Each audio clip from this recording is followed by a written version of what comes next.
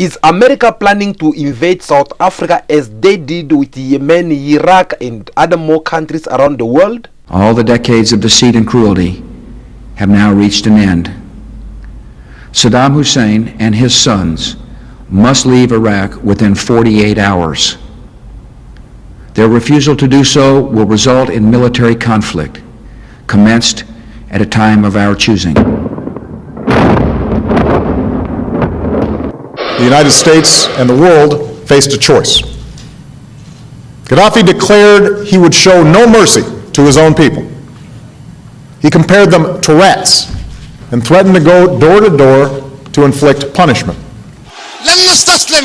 It was Muammar Gaddafi, Obama said, who was the main reason for war. He was about to launch a massacre of his own people. It was not in our national interest to let that happen. And so the attack began.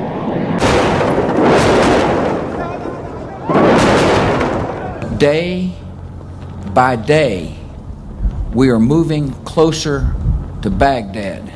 Day by day, we are moving closer to victory.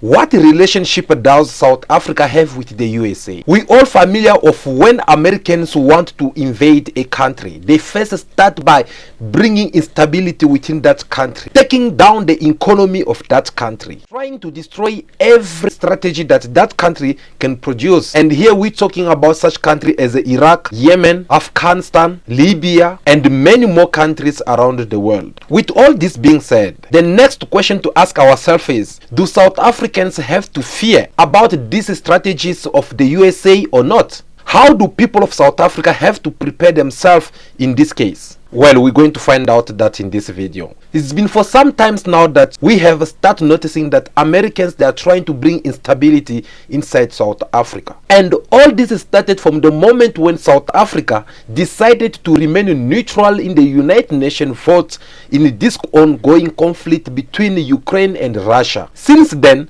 the relationship between USA with South Africa becomes so dramatic. Do you know why? Because Americans, they get so jealous to see South Africa remaining loyal and faithful to the Russia Federation. Therefore, Americans start applying their strategy.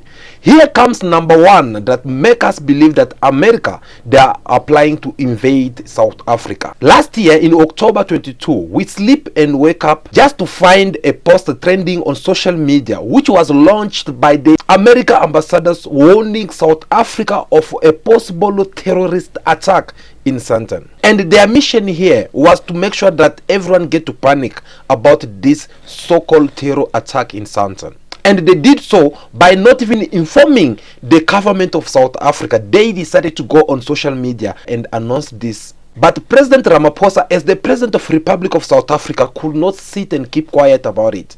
He had to react, and this is what he said. It was quite unfortunate that the US government issued that type of warning without having had deep dive type of discussions with us.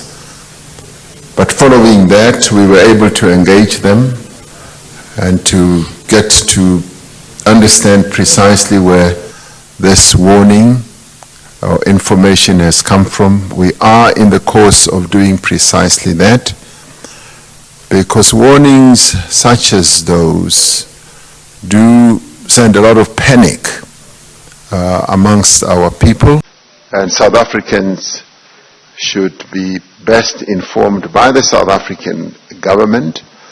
Our agencies, as they are getting better at their job of securing our people, are alert and are looking very closely at this type of threat, and they continue to do so. So any form of alert will come from the government of the Republic of South Africa, and it is unfortunate that another government should issue such a threat as to send panic amongst our people. So the South African government is working around the clock to verify and to look very closely at this message that came from the United States. Before I comment on what the president just said, I have this one simple question which I want to ask each one of you. Guys, tell me something. How possible is it that you are having a guest by your place? A visitor, in other words. And these visitors, they notice that something bad is up to happen. Maybe there's someone who want to break your house. We're talking about an intruder here. And this visit of yours, they refuse to let you know, regardless of how deep sleep you were sleeping. And they decided to go on the street to start calling or telling everyone out there that, guys, you see in that house, there is someone who's about to go in there and this person is going to steal. Leaving you, the owner of the house, sleeping and go on the street. What kind of visitor will you consider that person? That is what is happening here. Yes, I'm so proud and to see how determined the President Cyril Ramaphosa was on this particular case and how firm he stood in order for him to respond to these people. Imagine, US with South Africa supposed to be working in collaboration. They're supposed to be talking about everything. Let's say that these so-called suspicions that the US said they had discovered about the terror attack in Santon, if it was true, they should have go and communicate with the government of South Africa. Instead, they did not do so. They went outside and talk about it. So the government, which is the owner of the house, have to find out through social medias. That it is a very big sign in the world of politics. It is a strong message that the US tried to send out there. And according to our analysis, what Americans did here was to press this panic button so that South Africans will get to panic. And once they get to panic, that will bring instability in the country. And do you know what was going to be their next move? They were going to come and ask to provide a solution to the government of South Africa. And once the government accepts for their offer, that is when they were going to have a chance to step in the South African politics. Imagine they went and ring this false alarm, yet they did not have any proof on the table. But they keep on insisting, saying that there will be a terror attack in Santon. And they even gave the day. This was if like we don't have any secret service in this country, which was wrong. According to the report from the Secret Service that the president had on his table, there were no such a thing. Before the 55th ANC conference, this question was asked to the Minister of Police, Minister Becky Cele, and he had to give also his point of view. Here's what he said.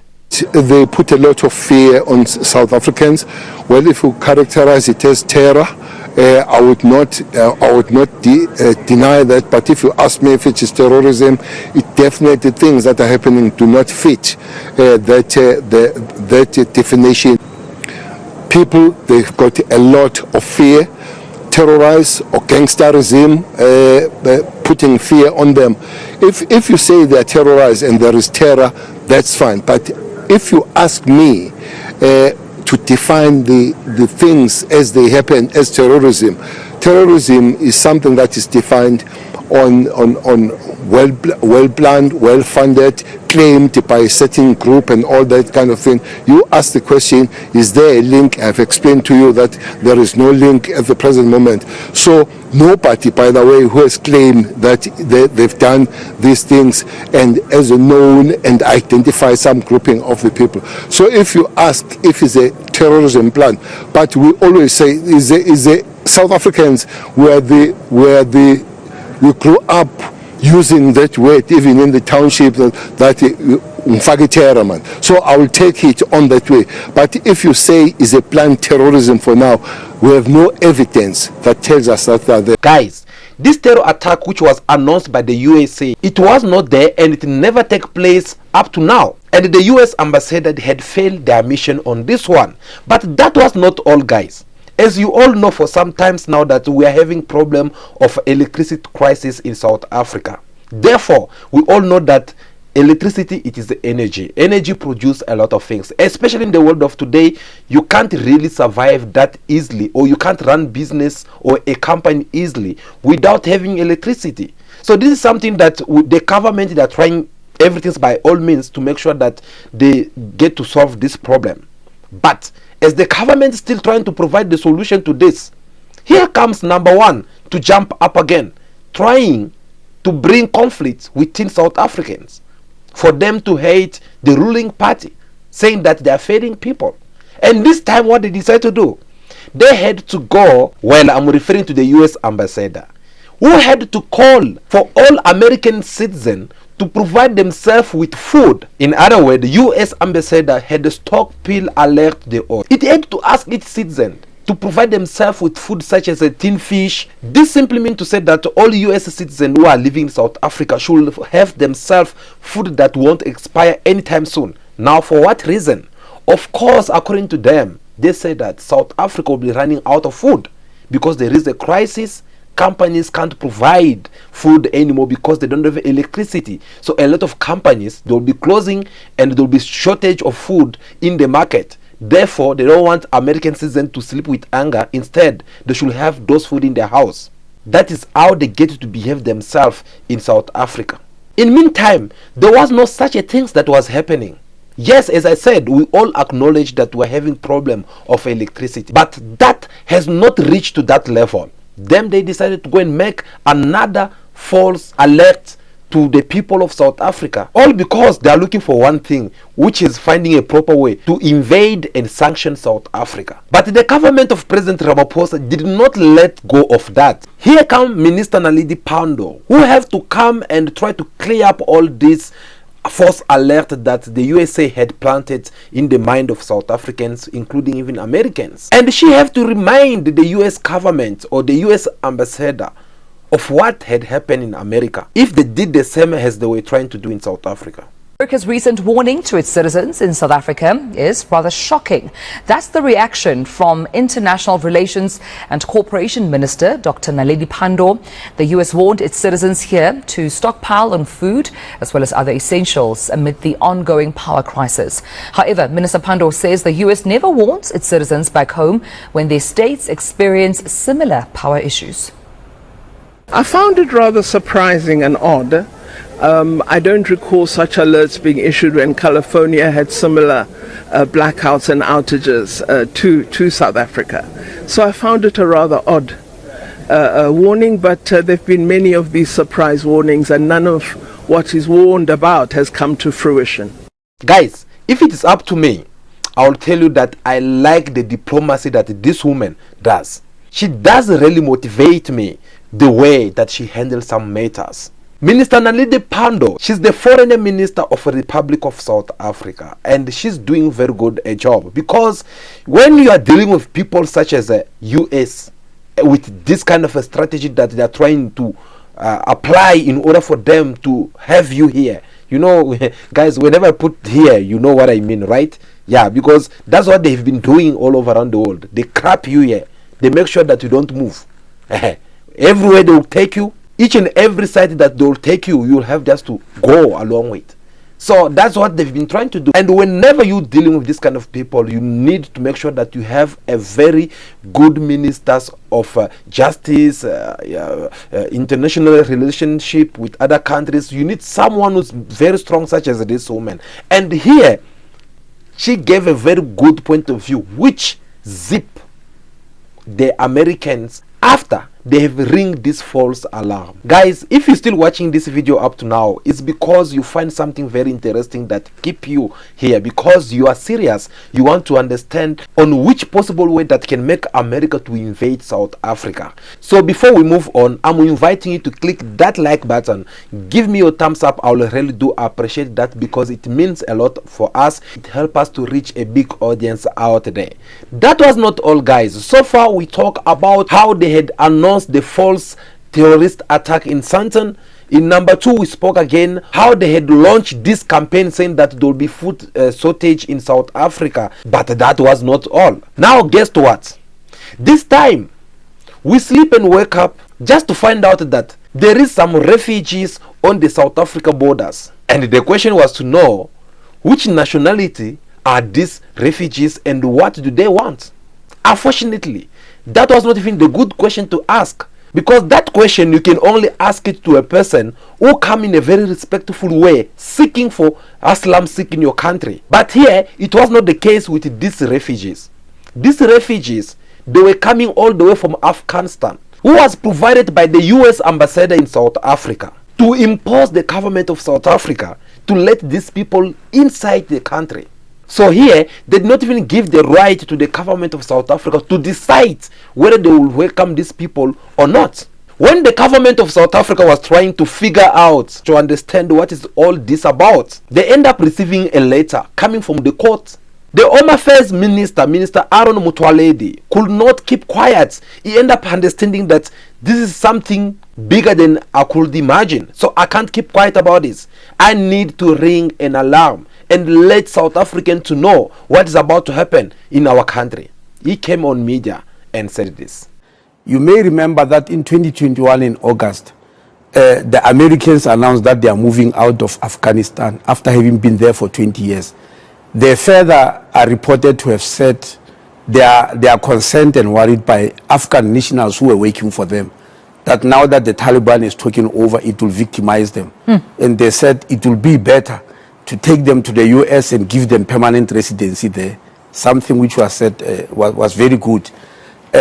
Well, look, we were seeing it in the news like any other nation. Little did we know what is awaiting us. In September of that same year, we received a letter addressed to the president, but copied to me and the Minister of International Relations from a lawyer practicing here in South Africa in Roodepoort, who is understood to have studied in the US, saying she is representing an American NGO, and she's informing us that the NGO has got 2 plane loads of Afghan nationals who are on the tarmac already in Kabul, and we must allow them to land in South Africa for asylum while they are waiting for the US to vet them, presumably. Of course, we took offense. Why such a request can be made? Is that more like an instruction? You must allow them. Yeah, well, he said, I'm writing this letter to inform you that there are Afghans there, this is what you must do. It actually states what you must do, and it goes on then to lecture us about international obligations which we have entered into, and our own Refugee Act. It's a 2-page lecture about these obligations, etc. So we said, no, we can't accept this, and we ignored them completely, and nothing happens. Fast forward last week, on the 16th of February, our immigration officials at Beit Beach Brother Post in Musina, they received a letter from a group of lawyers, this time not from Roodepoort, from here in Melrose Arc, a huge legal firm, because they wrote all their names there to show that they are huge, saying, look, we represent 22 people. They don't mention their names. They don't mention nationalities. We are representing them. And in a short while, they will be arriving at the border post. We request you to prepare a transit visa in terms of Section 23 of the Immigration Act to allow them into South Africa to apply for asylum. While we're still surprised, because people applying for asylum are not preceded by letters from lawyers and all that. When you apply for asylum, you are running away. You just appear there at the border, you know. So this one was being prepared for by lawyers. But a short while later, a bus did indeed arrive at Beit Bridge, carrying 22 people who are Afghan nationals, but also 3 Americans inside. One of the Americans is a lady, went out into the building and said, look, we are applying for asylum. And he said, with an American passport? What? Then they said, he said, no, we have got 22 Afghan nationals here who need to apply because they are in danger from the Taliban. So the official said, bring one of them who speaks English. Let's understand this whole thing, because it was not they couldn't comprehend it. So the gentleman came in. When he showed them the passport showed that they've actually been in Zimbabwe for 30 days. They entered on the 20th of January. And now they are saying they are applying for asylum. And the passport also shows that they entered Zimbabwe via a visa. And the Zimbabweans said, no, this was a visitor's visa. They said they are on holiday when they came here. And we gave them the visas at the airport on arrival. This is called visa on arrival. So anyway, our officials said, no, you can't go in. You didn't give them? Yeah, no, we didn't. We didn't allow them to go in. We said, we are taking the bus back to Harare from Beit Bridge. The American lady protested strongly that she has already paid for everything, for the bus and all that. And anyway, that's a story, it's not ours. Then the following day, that's Friday, the 17th, they then appear at the border with a court order that say we must allow them in pending the hearing of the case on the 7th of March. But we must allow them in. Right. Yes. So our first shock was we don't remember being served with any papers. Because when somebody suing you, they must give you papers. So you hadn't received any documentation No, prior to we hadn't. By that time, we hadn't. We just saw a court order. Then when we checked, we found that, oh, something terrible has happened, which we believe was deliberate. The court case was sitting here in Pretoria. They came here to Pretoria. But they served the documents to a junior official at Bait Bridge. Guys, that is the Minister of Home Affairs. He said it all. But I have only one question which I want to ask you. This so-called refugee, what kind of refugee are them you entering or trying to enter someone's country, and yet you are imposing, you telling them what they should do in order for you to be welcome in that country? That is question number one. Question number two, these people, according to the minister, if you heard him correctly, he said they landed in Zambia. For your own information, if you don't know, the Republic of Zambia, they do also welcome refugees. Zimbabwe, they do welcome refugees. These people, they landed in Zambia. After then, they enter Zimbabwe. For them to show up at Bait Bridge, when they were kept there by the borders, they decided to go to Zimbabwe. Now, simple question is, why they did not go and do this in Zimbabwe? So you'll understand that there is no any guarantee that these people, they were really refugees. These people could be mercenaries. You're never gonna know, because that's how American does. Whenever they want to invade a country, they need to find some people and they'll use them as a secret service, trying to pretend to act like they are innocent, but yet these people could be soldiers. These people could be the really terrorists. Because remember what has been going on over there. And when you listen to Minister Aaron Mutwale, did not only stop there, even go far, saying that these people, their reason being in South Africa is that because they try to run to other neighboring countries, Afghanistan countries, and they will fall there by Taliban and try to kill them. Now the Home Affairs Minister have to ask this simple question. I think we are being undermined. There's a belief that everything in South Africa obtains. You can go there and do whatever you want at any time you want. The constitution and the legal system of the country will allow you to do so. And that's basically what, because how, if it's true that the people are being persecuted, why cross so many countries and even enter Zimbabwe and spend 30 days there and come here? In court, the lawyers produced a document written in Arabic, not translated, but written in Arabic. And they say, I can't remember whether they said it's a death warrant or a warrant of arrest, but something to that effect, that it comes from the Taliban. It shows that these people are in trouble. It's not translated. We don't even know the authenticity of it, but they produce it in court that these people are in danger. Now, in court, something also very funny happened. They tell the judge, something very funny was uttered. They tell the judge that these people were in Pakistan, and the Taliban went to Pakistan to attack them. That's why they had to leave. And my question is, now does it mean they're saying, let them come to South Africa? When the Taliban attacks, it must attack South Africa? Because we all know the Taliban, yes. So those are your worries, those are your concerns? Of course. Are we calling more problems for the country? If I bring many people here with all this crime that is going around, and the Taliban said, oh, if it's true that they are really looking for these people, and they come and say, oh, so South Africa has helped them, let's go there. What am I going to say to the population? What am I going to say to South Africans? That I allowed people here who we don't know, and now they are crossing crossfires. Maybe there'll even be suicide bombers and suicide bombs and all that. I can't take such a chance. But Minister, so you understand for yourself that there were not any guarantee that these people, they were just a simple people.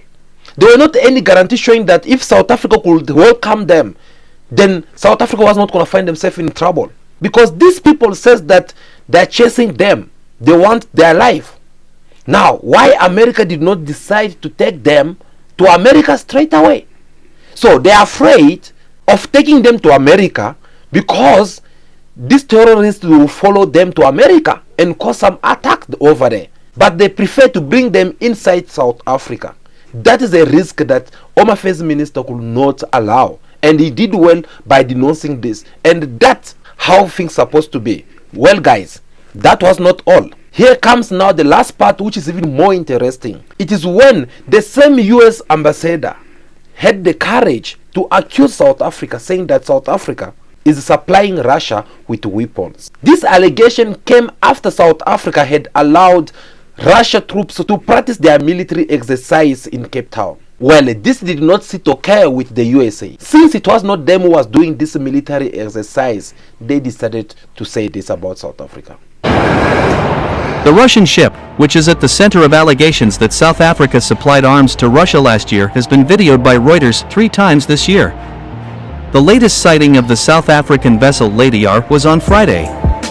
The ship was previously videoed on April 11 and April 28. The U.S. ambassador to South Africa, Ruben Brigidi, said on Thursday Washington was confident a Russian vessel had uploaded weapons and ammunition from South Africa in December. The minister who chairs the country's National Conventional Arms Control Committee, Monli Gungyabile, told local radio station 702 on Friday that the country did not approve any arms shipment to Russia. South African President Cyril Ramaphosa's office said on Thursday that his government would open an inquiry into the allegation of arms shipment to Russia. We are all aware of the news that we all became aware of the Lady R, and that whole matter, Honorable Steenhuisen, is being looked into. No, it isn't. It's being looked into. And whilst the process continues, I want you to allow that process to continue to reach its fruition. I know that you are so keen.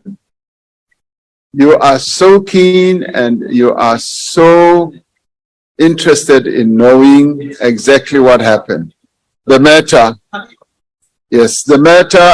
is being looked into, and in time we'll be able to speak about it. So the point is that Americans with NATO country, they don't want to see Russia getting any help because they are so determined to finish up with Russia. Okay, that's not our business. It does not really concern us.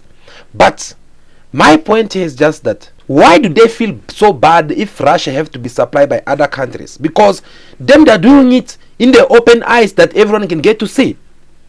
Yes, they are supplying Ukraine with every weapons that Ukraine need. And they're not hiding it. They're doing it in the open eyes that everyone can get to see it. Last week, we also saw how NATO country troops went to Ukraine. As we're talking right now, they're in the position of attacking all the cities that Russia had took from Ukraine. And when we look on their policies, this is not the part of deal for NATO countries. Because as far we remember, Ukraine is not part of NATO. So what is NATO doing in the Ukraine conflict with Russia? This is the same reason that motivates Russia to invade Ukraine. And now they're doing it because they want to make the situation become even more worse. That's what I'm saying. For me, on my point of view, I don't even see the reason why this delegation that is being led by the president of South Africa, President Cyril Ramaphosa, to go and negotiate peace in these two countries. Because the people that they want to negotiate peace, even if Ukraine are willing to put everything down, even Russia is willing to put also things down, I don't see NATO country giving up because they have already spent a lot of money in this war. So they'll feel like they're losing, and that is the reason why they don't want peace to take place. So guys, I don't see by which way Americans with NATO country they're going to let go of this after all this investment that they had invested in Ukraine. They'll try to fight until they take all their positions because that's what they want. A person who came and reveal or make everything so the public place so that we know what is this all about, because even the Secretary General of the ANC, Fikile Mbalula, had said it. We all know what is this war about it. We know what the war is about. Mr. Secretary General, between Russia and Ukraine. We want peace. That's what is important, so that world can thrive. And organs and institutions of the world that institute world peace must not be conspicuous by their silence. For those who always watch us time to time, we had said it before to you that this war is not about Ukraine and Russia. For your own information, just know that Ukraine, they're using him as a battlefield. People who are fighting here, it is the USA with NATO versus Russia. President Ramaphosa had said it as well. And former President Donald Trump, he came on media to make it even more clear when he said this. The current administration has made it clear that we should continue to provide military equipment to Ukraine so that they can defend themselves. Do you support this decision, and how would you deal with the increasing threat posed by Vladimir Putin? First of all, thank you very much. It's really nice. And it's an important question, so important, because we're giving away so much equipment. We don't have ammunition for ourselves right now. We don't have ammunition for ourselves. We're giving away so much. But here's the thing. I have to say it to start off. No longer matters. If I were president, this would have never happened. And even the Democrats admit that. Putin knew it would have never happened. And his pipeline would have never happened. A lot of things would have never happened. But this would never have happened. And all those dead people, both Russian and Ukrainian, they wouldn't be dead today. And all those cities that are blown up and disintegrated right to the ground, that wouldn't have happened. Okay, now, here's the problem. We've given so far $171 billion.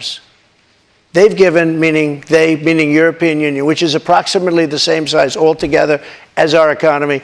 They've given about 20. So we're at 170, let's say, and they're at 20. You don't have to know too much about history to realize, or geography, to realize that they're a little bit more affected than we are, okay? So they've got to put up a lot more money because they're taking advantage of us like every other country did. That's why I ended NAFTA and replaced it with the USMCA, Mexico, But Canada. on this issue, Mr. President, I should know, I don't know any Democrats who have said they don't believe Putin would have invaded if you were president. But her question is, would you continue to give Ukraine money and weapons if you're elected? The way, just a waste of time and money. You were impeached over that. You were impeached over that. But let's stay on topic here, Mr. President, because the question is, would you give Ukraine weapons and funding? I was impeached by a crazy woman named Nancy Pelosi. But the question here is, would you give Ukraine weapons and funding if you were elected? I would sit down. Let me just put it a nicer way. If I'm president, I will have that war settled in one day, 24 hours. How would you settle that war in one day? Because I'll meet with Putin, I'll meet with Zelensky. They both have weaknesses and they both have strengths. And within 24 hours, that war will be settled. It'll be over. It'll be absolutely over. Do you want Ukraine to win this war? I don't think in terms of winning and losing. I think in terms of getting it settled so we stop killing all these people and breaking down this country. Now, follow up on that. You said you don't think in terms of winning and losing. Mr. President, can I just follow up on that because that's a really important statement that you just made there. Can you say if you want Ukraine or Russia to win this war? I want everybody to stop dying. They're dying. Russians and Ukrainians. I want them to stop dying. And I'll have that done. I'll have that done in 24 hours. I'll have it done. You need the power of the presidency to do it. But you won't say that you want Ukraine to win. You know what I'll say? I'll say this. I want Europe to put up more money because they're in for 20 billion. We're in for 170, and they should be. And they should equalize. They have plenty of money. They should equalize. I got with NATO. But I'm when I sat down, I got them to put up Mr. hundreds of billions of dollars that they weren't paying under Obama and Bush and all of these other presidents. That's why they're able to help them fight the war because of the money I got. But I want Europe. What's happening in Ukraine, Mr. I want Europe to put up more money because they're laughing at us. They think we're a bunch of jerks. We're spending $170 billion for faraway land, and they're right next door to that land, and they're in for 20. I don't think so. So, guys, you have heard Donald Trump. He did not beat around the bush. He had to speak the truth. And there is a lot of money. When you listen to him, he's talking about billions of money, more than 100 billions of money. So him is jealous for the fact that America, they are spending a lot of money when they are having a lot of countries in NATO. And NATO countries did not give enough money. So it's kind of like trying to ask the Biden government to put pressure on this NATO country so that they'll go all of them equal and give the same amount of money.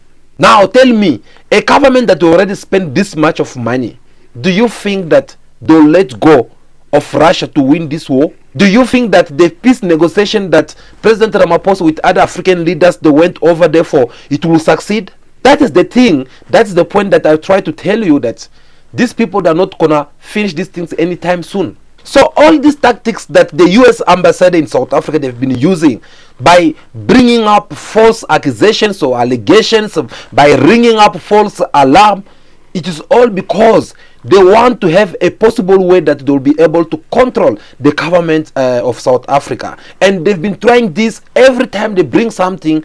The South Africa government, they'll come also out and try to bring up some clarity, and they always end up winning, because each and every point that the USA have talked about South Africa, it have not come to accomplish. Instead, everything they've been saying, it is false. They spoke about the Santon terrorist attack, it never come to their reality.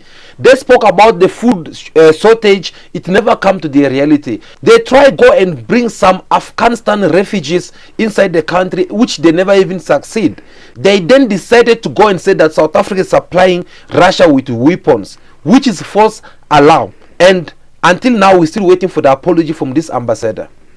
That's why I will agree with Julius Malema on this one when he said that this kind of ambassador, if it was up to him, he would have chased him a long time ago, send him back to America. Because this is not a respect that an authority is supposed to be showing to another country, and that does not make sense. President Ramaphosa had given South African position in this conflict between Russia and Ukraine. And he never hid it. He never had tried to do things behind closed door. Instead, he was very clear. For an example, on African Day, President Ramaphosa said again this about these matters. South Africa remains firm in its position on the Russia-Ukraine conflict, with President Ramaphosa maintaining that the country will not be drawn into global contests. And this, I will say it once again today, South Africa has not been and will not be drawn into a contest between global powers. We will maintain our position on the peaceful resolution of conflict wherever those conflicts occur. Some countries, including our own, are being threatened with penalties for pursuing an independent foreign policy and for adopting a position of non-alignment. So why are they trying to make South Africa pay much for all this? Why are they trying to come and threaten South Africa in all this? Why are they trying to come and invade South Africa by coming up with some false accusations, by trying to destroy the image of South Africa out there? Well, fellow Africans, this is why I said we are on our own in everything that we do, and we don't need to count on anyone out there. It is now more than ever we need to stand together on our feet and try to defeat this open eye master system. It is in that way we'll be able to make this Africa become even great again, because it is the only land that we have. Therefore we need to stand together and try to make this kind of revelation out there. As we said at the beginning of this video, that we're going to reveal some of the secrets that made us believe that America is trying to invade South Africa. Now it is up to you to open your eyes, dear South Africans. Stand on your feet and do not betray this beautiful country. Let us hold each other hands and make sure that this open eye master don't have any chance or anything to do in this country. We don't have to pay attention to what they are doing or what they are saying, but we must just remain alert and make sure that we don't give them any opportunities for them to come and step on Africans as they've been doing all these years. That time, it is over. This is a new generation. This is 21st century. Things have changed. So they'll have to find another proper way to deal with Africans in a very respectful manner. That is what we all want. So let us open our eyes and remain focused, because that is how we'll defeat this open eye master system. Thank you so much for watching this video. My name is Dopsy Nyembe, and if you find anything beneficial in this video, don't leave without you giving us your thumbs up, because we really do appreciate that. But if this is your first time to watch our video, first of all, I welcome you to this channel, because this is what we do. We educate on this channel, we motivate each other, we try to waken up the whole entire Africa, especially the African diasporas around the world, so that we get to know that, or remember that we're having something very beautiful here in Africa continent.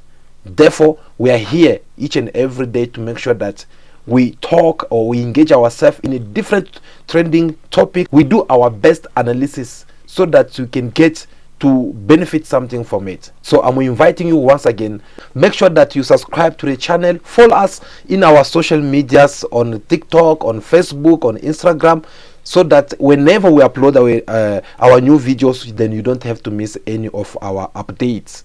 For now, continue to be yourself, be good, be kind, have respect for everyone in order for you to be respected. May God bless you all. I'll see you again very soon in our next video. Ciao, ciao.